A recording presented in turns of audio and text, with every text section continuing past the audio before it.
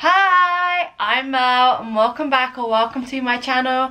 If you are new, please subscribe, and I thank each and every one of you who subscribed so far, and if you subscribe today I thank you too. And Happy New Year to you all. I hope the end of 2019 especially was good for you and you're looking forward to 2020. I have got some, fingers crossed, exciting things going to be happening, but who knows. Anyway, today I'm going to share with you my December favourites, because why not? I share a variety because as much as I love fashion and lifestyle-y stuff, it's pretty much all fashion and lifestyle-y stuff actually, but a favourite can be absolutely anything, and that is why I share everything that is a favourite or a variety anyway. So I'm going to begin. I have it all on my phone because I write it down, otherwise I do forget. I'm sorry that I forget some things, but that is me. So again, I've shared a variety as I just mentioned, but I have my list.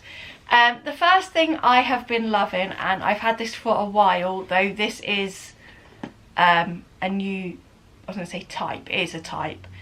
Oh no, it's stuck. And that is Lush's shampoo bars. I normally have Honey I Washed My Hair, but this is the rice cake one. This is what it looks like. So it's just in my tin because obviously in water it just washes, but it actually keeps my hair cleaner for longer. So instead of 3 times a week, I'm only washing my hair twice a week now. Is that right? Yeah, twice a week rather than 3 times. So it's really good. It's healthier for your hair, and obviously it's cruelty free, plastic free, packaging free. I just keep it in that pot, which I just reuse every time that shampoo bar runs out. It is on the heavier side of price wise, but actually it lasts a good 2-3 months, and I think it's around £7. It might not be, but that is what I'm thinking it is, £7 or £8, but it lasts a good 2 or 3 months. And obviously I normally used to wash my hair 3 times a week. I'm now only washing it twice, so it's letting me have an extra day in between washes, which is really handy, helpful and good for your hair. Obviously it's not good to wash your hair every day, but I just think that is perfect for that, and that's why I recommend that. They do so many different ones. We got this one this time because the lady in the Lush store, she told us that this was a really nice one. It was a new one, so that's why we went for that.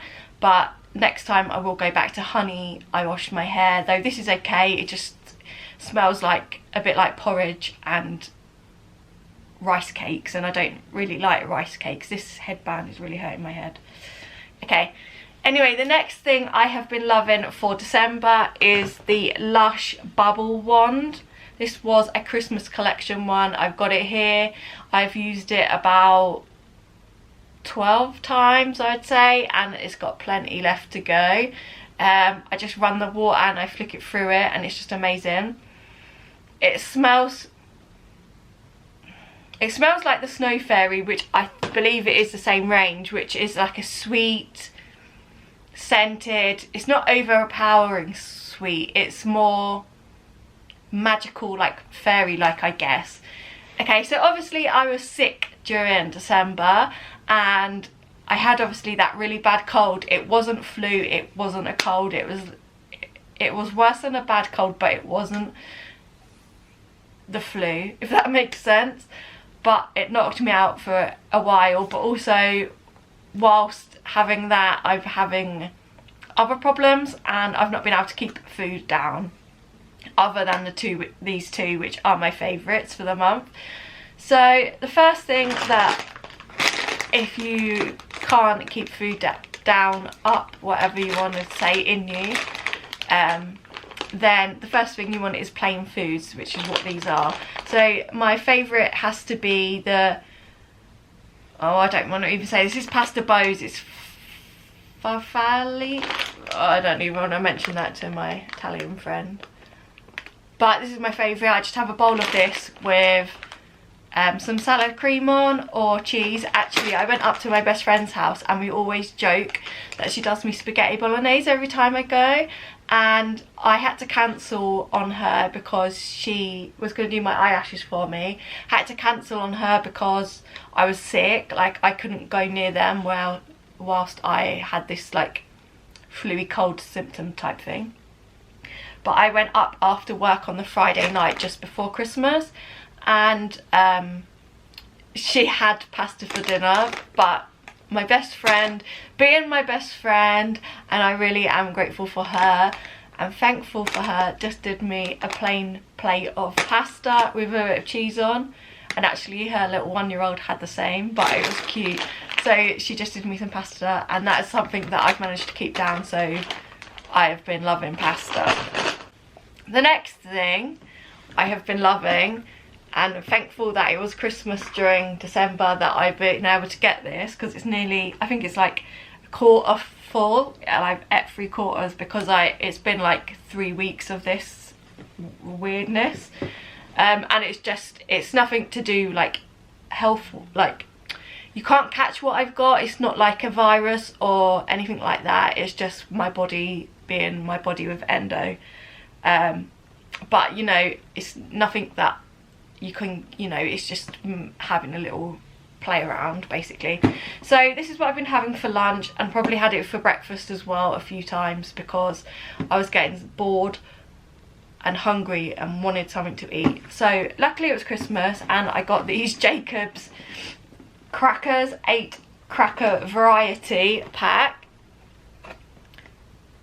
and I've just been eating them dry, sometimes putting a bit of dairy-free spread on, but most of the time I just sit and eat them dry. And they are really nice. They're actually the ones that are more, they're not like the crunch of a cracker, like when you cut it, when you break it, it's more bread-like consistency in the middle. They've been my favourite. I've never had them before. I normally just have the square ones, or like the Ritz crackers, but these have helped me out massively. I think these were £5. Yeah, £5 I think this whole box was, for 900 grams of crackers, and that's done me a while, and a little bit more obviously. Okay, the next thing which probably has really helped me this month is the fact that my colleague and friend Laurie has been on, well, she went and got married and then she's been on honeymoon for pretty much the whole of December. And if you didn't know, I actually live 5-minute drive from my house. No, start that again, I didn't mean that. I work 5 minutes away from my house. Maybe I've just said that, I don't know. So she goes home each lunchtime, but I just feel like I would never ever get back. And yes, I was a minute or two late back every day, but for the 3 weeks she was off, I came home every lunchtime, other than the days that I went to Manchester. Them days, obviously I didn't go to work, so I just had the day on the train and that, so I was on my own anyway. But it actually helped my mindset, and I didn't think it would, because obviously I still have a lunch break if I'm at work. But coming home or away from my desk, like out of the office, and just doing something has helped. Obviously as well, because I've been eating crackers and pasta and that's it. It's kind of helped to come away for that sense too. But I have been loving coming home at lunchtime, and I think I'm going to continue it from when I go back to work in January. I'm going to come home every lunchtime. It's cost me a little bit more in petrol, like one dial off my petrol gauge, but like a month. But I think I'm going to do it because I've had such a better day and it's broken up the day. I have come back from lunch wanting to work again, like not counting down the hours to go home and being busy and trying to be successful with it. So that's why I have loved coming home at lunchtime, and I'd advise, if you can, go out of the office or wherever you work, go out at lunchtime. Do not sit at your desk or hang around wherever you work. Go out, even if you sit in your car and you walk away from your desk for the half an hour, it really does help. I probably get 50 minutes at home at a push, but that is me getting back late, or like 1 minute or 2 minutes every day. So I do need to like work on getting back on time, but nobody really noticed anyway. So the next thing I have been loving is, because the weather's obviously colder, I have been loving wearing thick tights with dresses. So that's pinafores or just general dresses, because actually they look really nice even with like my DMs and other boots or shoes. I've just loved wearing them. So obviously I'm not in a dress now and tights, I'm in jeans and a jumper, but I will put some photos in now. And actually the one I'm probably going to show you is the one that I wore for Christmas Day. But I've just loved wearing that. And also when I have to go smart in the office, I'd rather wear a dress and tights, because otherwise trousers is just too much effort and hard work on my stomach with being with endo. And obviously this one also relates to being colder, but my flat, even as much as I pay for electricity, I pump it full of heating, it's just cold all the time. So I have been moved into these fuzzy socks. I actually found them in my drawer. I couldn't even remember getting these. This is just one pair, but I wear them around the house. I wear them to bed. In fact, my mum might have just washed them and given them back to me. But I love wearing them. They're just cozy, soft, comfy and warm. That's the most important thing for me. Then finally we are moving on to like lifestyle-y stuff and saying like what I've enjoyed, TV, reading, etc. So the first thing I have loved was that obviously Strictly came to an end, and I've loved the whole series. The final was amazing. Why did I stay at my mum's for the final, or did I not? Kelvin and for some reason I believe I stayed at my mum's house. It was the weekend I was sick.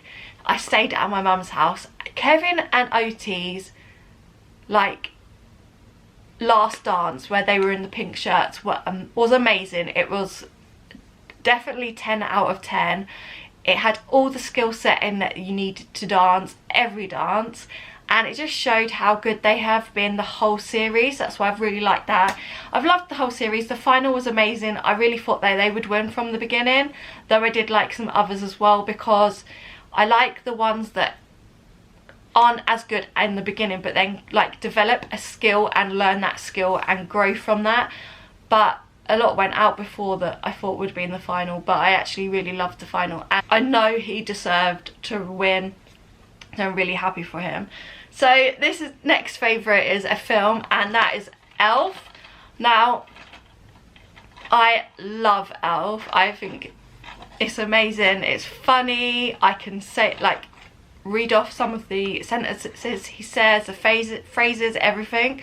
I just think it's a lovely Christmas film. If you didn't know, my nephew, he's 5. He believes he is Santa's real elf, and he works all through the year doing making the presents for the children and helping Santa out. So we wanted him to watch it this year, and I'm not 100% sure if he did watch it, because we told my sister to get him to watch it, but I'm not 100% sure. But I love it. This is just him in a tea. It's just a lovely story, and I just love it. My mum hates it, so the weekend I was sick and I stayed there from Saturday to Monday. Towards the end I was getting really bored of being unwell, like with this cold thing, so she let me watch it even though she hates it. She said she'd rather me watch a film than like play a game or a board game or backgammon or something with her, so that's why she let me watch it. And then towards Christmas, when it was winding down from like work, everything was closing up for Christmas, it was the Friday and Monday and half day Tuesday, we literally just binged on films because it was so boring. There was no work to do where everybody was closing on the Friday, and so we just watched it. So we watched Elf again. So that's the second time this year that I actually watched it. Normally I only watch it once, but I love that film. It just makes me smile and happy, and it's just magical. And then the final thing is a book that I've read this month. If you didn't know, I don't read books as in books that you open now. I just read off my granddad's Kindle because 99p a book is so much better than £5 a book. So I read the first book, Me Before You, back on when I was on holiday in September, and then I've just read Me After You by Jojo Moyes. That was my second book in December that I have read. I know I need to update my Instagram. I'm going to do that after I've finished this video, I believe, but who knows, because I've read a couple of books since and I'm on one now anyway. If you didn't know, yeah, I every time I finish a book I do a little review, and it's a little bookworms highlight in my Instagram. If you wanted to, Instagram's down below if you wanted to go look there. So I love this. It's the second out of 3 books in the series, and I just love it. It's such an easy read. It's about the lady's life after the guy died. She was his carer, basically, and it's just such an easy read. It's just a chick flick, easy going read. You don't want to put it down at the end of it, but I really enjoyed it. I'd recommend you obviously read the first one first, which is Me Before You, then it's Me After You, and there's one more which is Just Me, Just You is the next one, which I need to read. So yeah, these are all my favourites for December. I hope you enjoyed. If you did, please give him a big thumbs up. Comment down below one of your favourites for December, and I hope you enjoyed.